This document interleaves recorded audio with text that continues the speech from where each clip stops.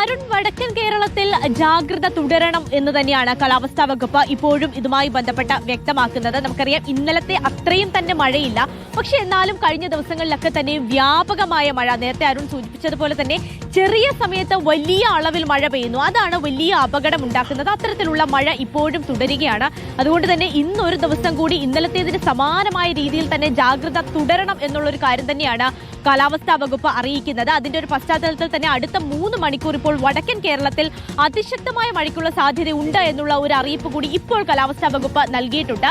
മലപ്പുറം, കോഴിക്കോട്, വയനാട്, കണ്ണൂർ, കാസർഗോഡ് ഈ 5 ജില്ലകളിൽ അതിശക്തമായ മഴ, ഓറഞ്ച് അലേർട്ടിന് സമാനമായ മഴ ഉണ്ടാകും എന്നുള്ളൊരു അറിയിപ്പാണ് അരുൺ വന്നിരിക്കുന്നത്. മഴ മാത്രമല്ല, 50 കിലോമീറ്റർ വരെ വേഗത്തിൽ കാറ്റ് വീശാനുള്ള സാധ്യതയുണ്ട് എന്നുകൂടി കാലാവസ്ഥാ വകുപ്പ് അറിയിച്ചിട്ടുണ്ട്. നമുക്കറിയാം ഈ കഴിഞ്ഞ ദിവസങ്ങളിലൊക്കെ തന്നെയും പെയ്ത മഴ, അത് ചെറിയ സമയത്ത് വലിയ മഴ പെയ്യുന്ന ഒരു സാഹചര്യമാണ് ഉണ്ടായിരുന്നത്. പെട്ടെന്ന് മണ്ണിടിച്ചിലും അതുപോലെ തന്നെ വെള്ളപ്പൊക്കവും ഒക്കെ ഉണ്ടാകാനുള്ള ഒരു സാധ്യത ഇത്തരം മഴകൾ ഉണ്ട് എന്നുള്ളതാണ്. അതുകൊണ്ട് ഈ മലയോര മേഖലകളിൽ താമസിക്കുന്ന ആളുകൾ, പ്രത്യേകിച്ച് വടക്കൻ ജില്ലയുടെ മലയോര മേഖലകൾ എന്ന് പറയുമ്പോൾ നമുക്കറിയാം അത്രയധികം അപകട സാധ്യത നമ്മൾ മുന്നിൽ കാണേണ്ട ഇടങ്ങൾ കൂടിയാണ്. അതുകൊണ്ട് മലയോര മേഖലകളിൽ പ്രത്യേകമായ ജാഗ്രത